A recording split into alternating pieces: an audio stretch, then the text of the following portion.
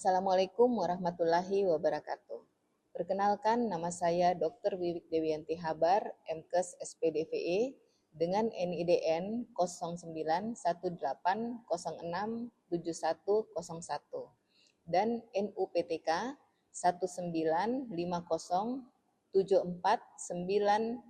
19507474965023022. Saya adalah salah satu dosen program studi Pendidikan Dokter Fakultas Kedokteran dan Ilmu Kesehatan Universitas Muhammadiyah Makassar. Video ini saya buat sebagai kelengkapan persyaratan sertifikasi dosen tahun 2026, yaitu pernyataan diri dosen dalam unjuk kerja Tridharma Perguruan Tinggi atau PDD UKTPT dalam bidang pengajaran. Pada kesempatan ini, saya akan memaparkan bagaimana saya merancang dan melaksanakan pembelajaran pada mata kuliah blok indera khusus dengan mengambil satu topik sebagai contoh konkret, yaitu psoriasis vulgaris yang merupakan salah satu dari penyakit dermatosis erythroskomosa.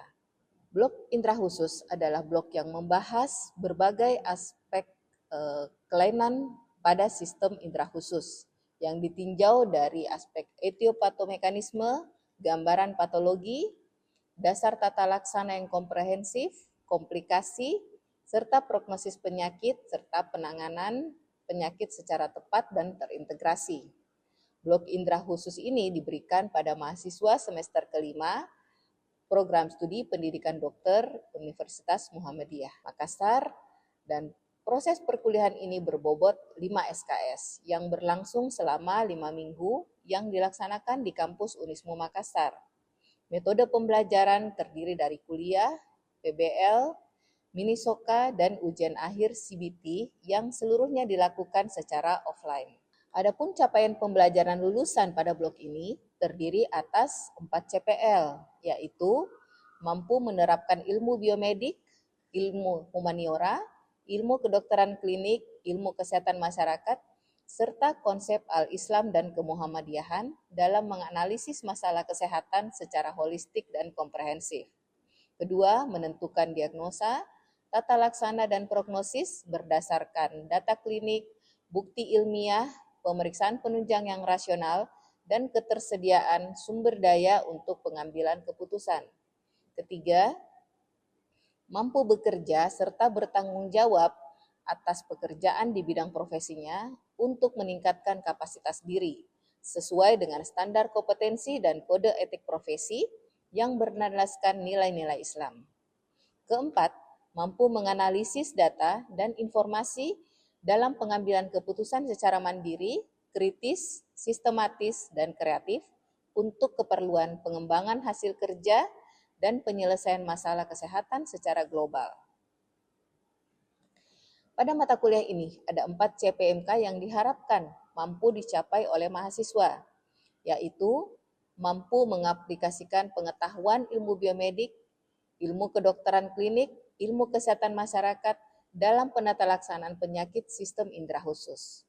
Kedua, mampu menegakkan diagnosis, melaksanakan tata laksana dan prognosis penyakit sistem indera khusus. Ketiga, mampu mengkorelasikan antara tingkat kejadian berbagai penyakit indera khusus dengan aspek nilai Islam berdasarkan Al-Quran dan hadis, berkenaan lingkungan hidup, personal hygiene, dan pencegahan penyakit infeksi. Keempat, mampu menunjukkan kemampuan analisis dan berpikir kritis dalam proses menentukan diagnosis dan melakukan tata laksana penyakit sistem indera khusus. Pada mata kuliah blok indera khusus ini ada 43 topik. Dari topik-topik tersebut ada 14 topik yang mengkaji tentang penyakit di bidang dermatologi, venerologi, dan estetika. Komposisi materi yang disajikan kepada mahasiswa yaitu definisi, etiologi, gejala klinik, predileksi, komplikasi, gambaran histopatologi, diagnosis banding, dan pengobatan. Adapun referensi yang digunakan, referensi utama dari buku Ilmu Penyakit Kulit dan Kelamin, buku Fitzpatrick Dermatology in General Medicine, serta referensi penunjang yaitu histologi, Text and Atlas, dan Al-Quran, terjemahan, serta kumpulan hadis. Adapun bentuk dan metode pembelajaran yang kita gunakan pada blok ini adalah flip learning, kuliah, PBL, pleno atau kuliah pakar, dan belajar mandiri. Kriteria penilaian pada blok ini terbagi atas 7 level yang kita anggap lulus, yaitu dengan nilai A, A-, B+, B, B-, C+, dan C yang kita anggap lulus, sedangkan nilai E tidak lulus. Di mana nilai E ini apabila dia mendapatkan nilai kurang dari 60, sedangkan nilai lulus tadi diberi interval dengan cara menghitung nilai tertinggi dikurangi 60, kemudian kita membagi 7. Selanjutnya, terkait dengan proses perkuliahan berikut ini, saya sajikan video pembelajaran pada mata kuliah blok indra khusus. Assalamualaikum warahmatullahi wabarakatuh. Waalaikumsalam warahmatullahi wabarakatuh. Ya. Hari ini kita akan lanjut perkuliahan kita dalam blok indra khusus tentang penyakit dermatosis erythroskomosa. Jadi ada beberapa penyakit kulit yang memberi gambaran kelainan kulit dengan ada bercak eritem dan adanya skuama. Kita kenal sebagai dermatosis erythroskomosa. Salah satu dari penyakit dermatosis erythroskomosa adalah psoriasis vulgaris yang akan kita pelajari hari ini. Nah, sebelum kita memulai, mungkin kita masih ingat pelajaran tentang efloresensi kemarin, di mana ada beberapa kelainan kulit yang memberikan gambaran khas, ya. Di sini kita tahu dermatosis erythroskomosa berarti ada radang pada kulit dan ada eritem serta ada skuama. Masih ingat apa itu skuama? Siapa yang bisa? Oke, silakan. Jadi untuk skuama itu merupakan pelepasan dari stratum corneum yang biasanya memberikan gambaran seperti tepung atau bedak, Dok. Oke, bagus. Jadi kita ingat lapisan kulit ada berlapis-lapis pada epidermis, lapisan paling luar adalah stratum corneum. Nah, pada saat stratum corneum itu terlepas, itulah yang kita kenal sebagai skuama. Sedangkan eritem biasanya ada dua bentuk, ada yang bercak eritem yang kita kenal sebagai makula dan ada yang kita kenal sebagai plak eritem. Masih ingat apa perbedaan antara makula dan plak eritem? Siapa yang ingat? Oke, silakan. Tabe dok, jadi kalau untuk makula itu adanya perubahan warna tetapi tidak disertai dengan peninggian. Sementara pada efloresensi plak itu dia adanya peninggian. Jadi itu yang membedakan antara makula dan plak. Bagus. Jadi itulah yang membedakan. Jadi kalau makula adalah perubahan warna kulit tetapi tidak ada peninggian kulit. Sedangkan kalau makula eritem artinya perubahan warnanya menjadi merah. Jadi ada beberapa perubahan warna kulit. Ada yang bisa eritem kalau dia berwarna merah, ada yang menjadi lebih coklat atau lebih hitam, kita sebut sebagai makula hiperpigmentasi. Sedangkan apabila dia pigmennya berkurang atau warnanya pucat, warna putih misalnya, kita kenal sebagai makula hipopigmentasi. Oke. Alhamdulillah kalian masih ingat pelajaran yang lalu. Nah, itu kita bisa gunakan untuk kita memulai mempelajari materi yang akan kita pelajari hari ini. Nah, sebelum kita memulai, kita harus tahu dulu apa definisi dari penyakit tersebut. Jadi, psoriasis vulgaris itu merupakan penyakit autoimun. Dia bersifat residif dan kronik, jadi selalu berulang dan berlangsung lama, kemudian ditandai dengan adanya bercak eritem. Ya, bisa berupa makula, bisa berupa plak. Kemudian dia berbatas tegas dan ada skuama di atasnya. Jadi ada sisik-sisik di atasnya, di mana sisik-sisiknya dia akan berlapis-lapis, tebal dan kasar. Nah, penyebabnya atau etiologinya diduga adalah autoimun. Kenapa? Biasanya terjadi pembentukan epidermis yang kita kenal sebagai turnover kulit. Waktu turnovernya itu menjadi lebih cepat. Normalnya dia sekitar 28 hari. Tetapi pada psoriasis dia menjadi lebih cepat sehingga dia biasanya hanya 3-4 hari. Jadi turnover kulit itu adalah waktu dibutuhkan dari stratum basalis menjadi naik, dia berproliferasi dan berdiferensiasi menjadi stratum corneum.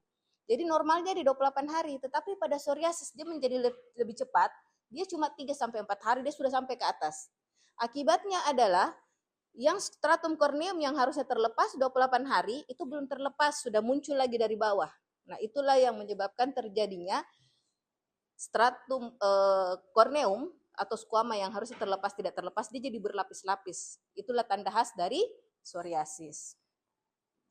Kemudian ada faktor genetik dan inilah yang dominan. Jadi walaupun misalnya jadi penyakit ini pasti ada faktor genetiknya. Kalau misalnya tidak ada genetik, tidak ada masalah dengan kejadian psoriasis. Tetapi karena ada faktor genetik, maka dia apabila ketemu dengan faktor psikis ataupun ada infeksi lokal, maka dia akan terpicu untuk menjadi psoriasis vulgaris. Nanti kita akan lihat lagi lebih jelas.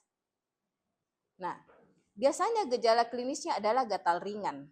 Kemudian kita ingat di mana daerah predileksi. Daerah predileksi adalah daerah di mana lebih sering terjadi kelainan pada penyakit tersebut. Nah, di sini adalah di kulit kepala, ya. Kemudian di perbatasan antara kulit kepala dan wajah, sini, ya. Kemudian daerah ekstensor pada ekstremitas. Jadi biasanya di siku, kemudian di lutut. Jadi kalau pada ekstremitas superior biasa di siku, kemudian ekstremitas inferior biasanya pada lutut serta daerah lumbosakral. Kenapa daerah situ? Karena daerah-daerah tersebut ini adalah daerah-daerah yang rentan untuk terjadi trauma. Nah, kita lihat di sini daerah siku, lutut, lumbosakral. Selain itu sebenarnya bisa juga dimuncul di sini, tapi yang paling sering adalah di sini. Inilah daerah-daerah predileksi, daerah di mana sering terjadi trauma. Nah, selain kelainan kulit, di sini kelainan kulit kita sudah lihat tadi ada bercak eritem, biasanya dia meninggi berupa plak, kemudian ada batas tegas, kemudian dia rata, squama berlapis-lapis, kasar dan berwarna putih seperti mika, ini yang khas ya. Kemudian selain pada kulit juga ada kelainan pada kuku berupa pitting nail ataupun oil spot. Begitu juga bisa terjadi kelainan pada sendi yang kita kenal sebagai artritis.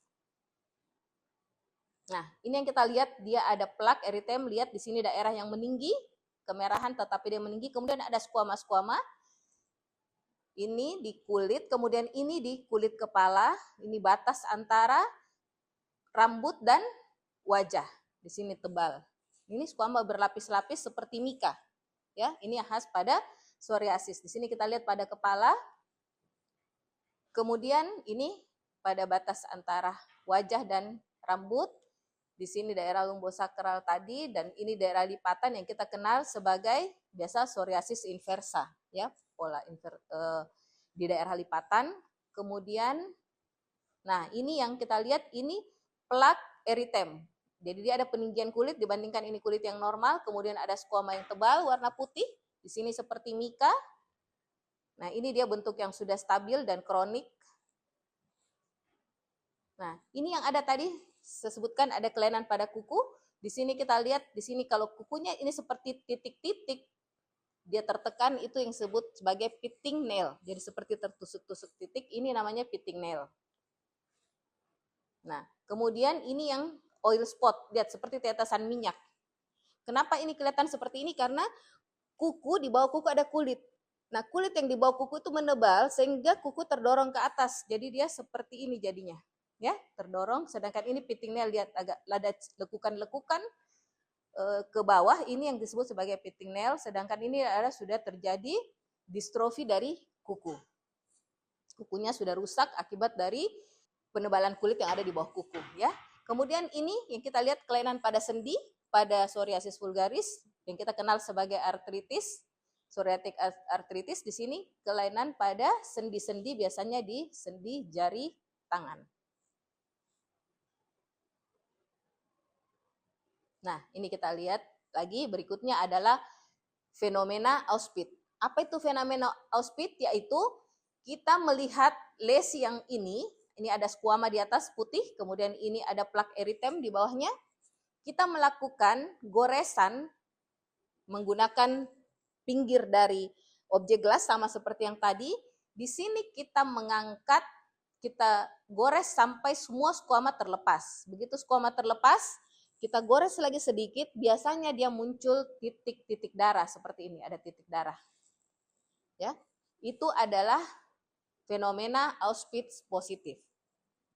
Nah, ini tadi yang saya sebut akan tampak serum atau darah yang berbintik-bintik karena adanya apa? Papilomatosis. Nanti kita jelaskan apa itu papilomatosis. Nah, di sini skuama berlapis-lapis dikerok dengan pinggir dari gelas alas atau objek gelas. Kemudian setelah habis kita kerok lagi perlahan-lahan. Nah, biasanya tidak terlalu dalam dia sudah muncul titik-titik darah. Beda pada orang normal. Orang normal walaupun kita gores dengan objek gelas, dia tidak langsung muncul darah. Karena apa? Karena lapisan epidermisnya masih tebal untuk sampai ke dermis. Masih ingat di dermis ada pembuluh darah, di epidermis tidak ada pembuluh darah. Nah, ini fenomena yang ketiga adalah fenomena Kupner. Apa itu fenomena Kupner? Misal di sini ada lesi psoriasis. Di sini tidak ada, ya. Kita mengambil objek gelas, kemudian kita gores pada daerah yang sehat. Misal ini daerah sehat ya, kita gores di sini. Menggunakan sudut dari objek gelas. Tadi kita pakai sisinya, sekarang kita pakai sudutnya. Yang runcing kita gores di tempat yang sehat. Nah, biasanya dalam sekitar 7 hari kemudian dia akan muncul lesi. Jadi misalnya di sini ada lesi, di sini juga ada. Kita gores di daerah sehat. 7 hari sampai 14 hari kemudian biasanya dia muncul lesi yang sama dengan yang ini. Itu kita sebut sebagai fenomena Kupner positif, ya. Nah, ini gambaran histopatologi. Jadi ini daerah-daerah yang ini normal, lihat ini papila dermisnya tidak terlalu meninggi, sedangkan ini lihat ada sampai ke atas, ini sampai ke atas. Jadi pada saat kita gores di sini tadi pakai objek gelas, dia akan sampai ke dermis, sehingga kita akan dapatkan titik-titik perdarahan.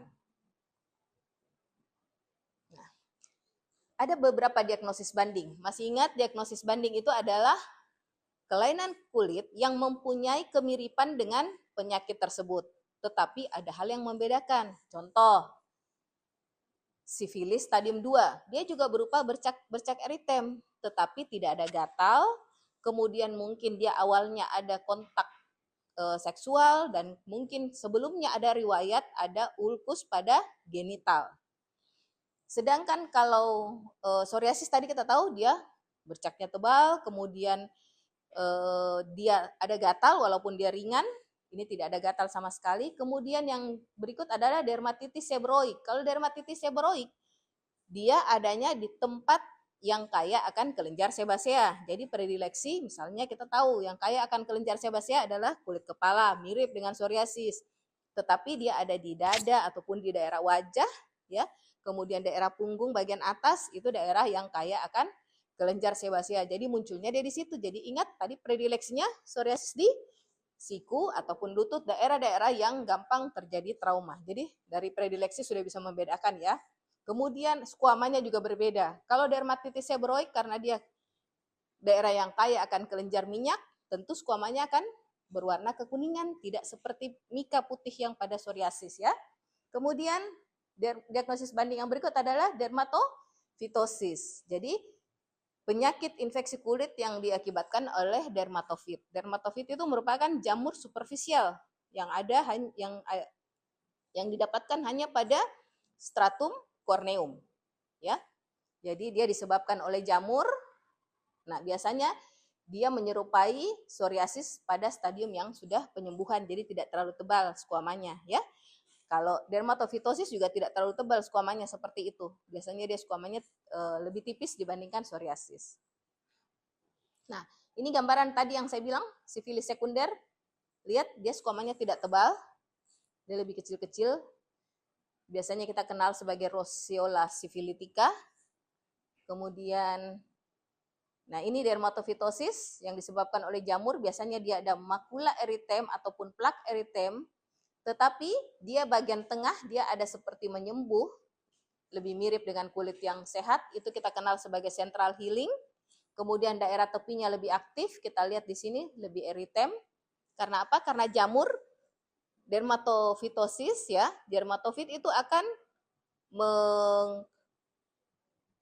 hidup dari keratin. Jadi dia makan keratin di sini, terus kalau habis dia keluar lagi cari keratin di luar, makanya daerah tepi dia lebih aktif. Ya, lebih terjadi peradangan di situ. Nah, ini dermatitis seborrheic, daerah yang kaya kelenjar sebasea di sini dan ada skuama kekuningan. Nah, ada beberapa pengobatan yang bisa kita berikan, bisa dengan preparater, efeknya sebagai anti radang. Kemudian ada beberapa kita bisa dapatkan yang berasal dari fosil, kita kenal sebagai ikhtiol, dari kayu kita kenal sebagai oleum kadini ataupun ruski, dari batu bara kita kenal sebagai liantral atau LCD. Nah, biasanya kalau psoriasis menahun kita gunakan preparater dari batu bara, sedangkan untuk yang psoriasis yang akut kita pakai yang dari kayu. Biasanya konsentrasi sekitar 2-5%. Kita bisa tambahkan asam salisilat untuk meningkatkan penetrasi. Masih ingat asam salisilat 3-5% itu bersifat keratolitik sehingga dia melisiskan keratin, akibatnya obat-obat yang aktif akan bisa masuk lebih mudah untuk diabsorpsi oleh kulit. Nah, selain itu kita juga bisakan kortikosteroid golongan poten. Nah, kortikosteroid ini adalah bisa berfungsi sebagai antiinflamasi karena kita tahu tadi ada kemerahan, ada inflamasi, kita berikan antiinflamasi. Kemudian tadi ada penyebabnya karena reaksi imun. Di sini kortikosteroid juga berfungsi sebagai imunosupresif. Jadi dia menekan respon imun sehingga kulit tidak bertumbuh lebih cepat lagi karena ditekan. Jangan terlalu berespon terhadap trauma supaya turnover kulit tidak terlalu cepat sehingga skuama tidak menjadi tebal. Kemudian ada yang kita kenal sebagai antralin. Bisa juga kita lakukan pengobatan dengan penyinaran. Kita gunakan sinar ultraviolet untuk menghambat mitosis. Kan tadi pertumbuhan lebih cepat, mitosis lebih cepat. Kita hambat dengan memberikan sinar ultraviolet. Selain itu ada juga yang menggunakan calcipotriol, yaitu sintetik vitamin D, bisa dalam bentuk salep ataupun krim. Nah, untuk pengobatan sistemik kita bisa berikan juga kalau dia kondisinya berat, bisa berupa sitostatik, contohnya metotrexat kita bisa berikan dengan dosis 7,5 sampai 15 mg per minggu. Tetapi hati-hati, kita harus mengontrol fungsi hati. Kita juga bisa menggunakan asidretin, dia merupakan derivat vitamin A, kemudian siklosporin yang memberi juga efek imunosupresif. Nah, ini tadi contoh dari gambar psoriasis yang lain, ada plak eritem, kemudian ada skuama tebal. Sama dengan yang di sini. Nah, di sini juga daerah yang rentan untuk kena trauma.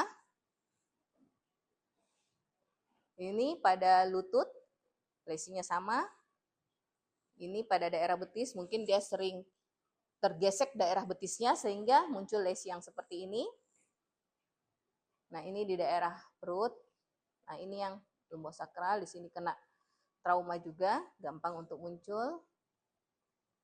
Ya, ini semua contoh-contoh dari lesi psoriasis di mana kita lihat adanya plak eritem dan ada skuama yang tebal berlapis-lapis berwarna putih seperti mika. Oke, sampai di sini kira-kira ada yang mau bertanya? Oke, silakan. Tapi izin untuk bertanya, apakah dengan pemeriksaan ospit dan tetesan lilin itu positif, kita bisa mendiagnosis itu psoriasis atau tidak, Dok? Terima kasih, Dok.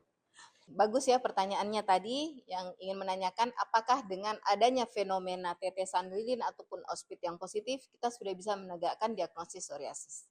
Jadi sebenarnya untuk menegakkan diagnosis kita butuh anamnesis, pemeriksaan fisik dan pemeriksaan penunjang. Nah, kalau anamnesis kita bagus, misalnya kita sudah tahu penyakit ini bersifat kronik seperti yang tadi sudah berlangsung lama, kemudian dia ada berulang, kemudian dia sebutkan bahwa dia ada gatal, kemudian ada bercak merah, kemudian sisik-sisik, kemudian kita tanya pasiennya ada di mana, ada di siku, ataupun daerah-daerah predileksi yang sesuai. Dari kalau anamnesis itu bagus, 60-70% diagnosis sudah bisa kita tegakkan. Jadi kalau misal kita sudah tahu dari anamnesis, kita sudah curiga nih psoriasis, kita lakukan lagi pemeriksaan fisik. Pada pemeriksaan fisik, apa yang perlu kita dapatkan untuk menunjang ada makula atau plak eritem, ada skuama yang tebal berwarna putih seperti mika. Kemudian kita bisa lakukan pemeriksaan seperti tadi ada fenomena tetesan lilin, ada Auspit sign positif, ada fenomena Kupner. Nah, itu kita semakin menunjang bahwa ini adalah psoriasis.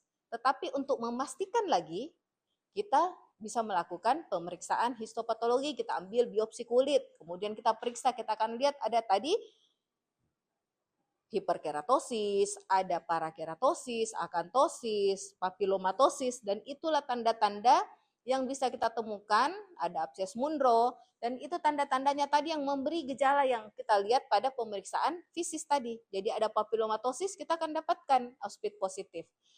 Ada skuama yang tebal, kita akan dapatkan fenomena tetesan lilin. Ya, jadi sebenarnya tanpa pemeriksaan biopsi, kalau misalnya kalian nanti akan bertugas di daerah untuk sebagai dokter layanan primer pada vaskes primer dengan keterbatasan mungkin untuk melakukan biopsi, cukup dengan ini kita sudah bisa memberikan diagnosis psoriasis dan kita bisa memulai untuk memberikan pengobatan awal. Kalau memang nanti pasiennya belum membaik, kita akan bisa merujuk ke dokter spesialis. Ya, itu saja mungkin bisa jelas mungkin, Nak? Oke. Ya, jadi mungkin kita sudah tahu semua tentang psoriasis. Jadi kembali saya ingatkan bahwa yang paling penting kita tahu pada psoriasis adalah dia merupakan penyakit yang kronik, residif, kemudian dia ada makula ataupun plak terutama ya, yang eritem dan ada skuama tebal putih seperti mika.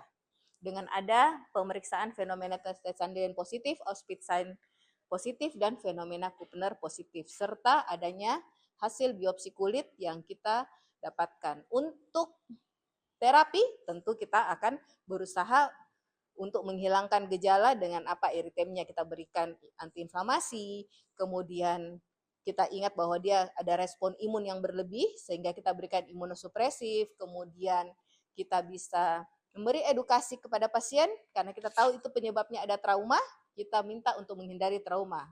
Contoh kalau misal di daerah kepala, jangan menyisirnya terlalu kuat sehingga dia tergores lebih sering di sini sehingga dia muncul lesi yang seperti itu. Atau mungkin karena dia sering berada di daerah siku, daerah trauma, kita minta untuk menghindari trauma. Biasa ada trauma yang tidak disadari dengan cara menggunakan sering memakai pakaian yang berbahan tebal, jeans atau bentuk wol yang kasar. Nah, itu bisa memberikan trauma yang tidak disadari oleh pasien sehingga pasien mengalami lesi psoriasis tersebut. Jadi mungkin ada beberapa edukasi yang kita sampaikan, kemudian kalau gatal jangan digaruk, karena kapan ada garukan, dia akan muncul lesi baru seperti yang kita kenal sebagai fenomena Kupner. Jadi kalau misalnya dia ada gatal, mungkin dia minum obat, ataupun menghindari penyebab gatal. Jangan sering misalnya berada di daerah yang misalnya banyak nyamuk, sehingga muncul gatal, dia digigit nyamuk, dia garuk akan muncul lesi yang seperti itu. Jadi kalau sudah ada riwayat sebelumnya seperti itu, kita berikan edukasi untuk menghindari faktor pencetus. Hindari gatal, karena apa? Gatal bisa menyebabkan orang menggaruk dan terjadi trauma yang bisa memicu kelainan pada psoriasis. Oke, mungkin sampai di sini kuliah kita untuk hari ini tentang psoriasis. Nanti kita akan lanjut lagi dengan beberapa penyakit dermatosis erythroskomos yang lain seperti pityriasis rosea, dermatitis seborrheic, dan parapsoriasis. Oke, kita akhiri kuliah hari ini dan ucapan alhamdulillahirabbil alamin. Assalamualaikum warahmatullahi wabarakatuh. Waalaikumsalam.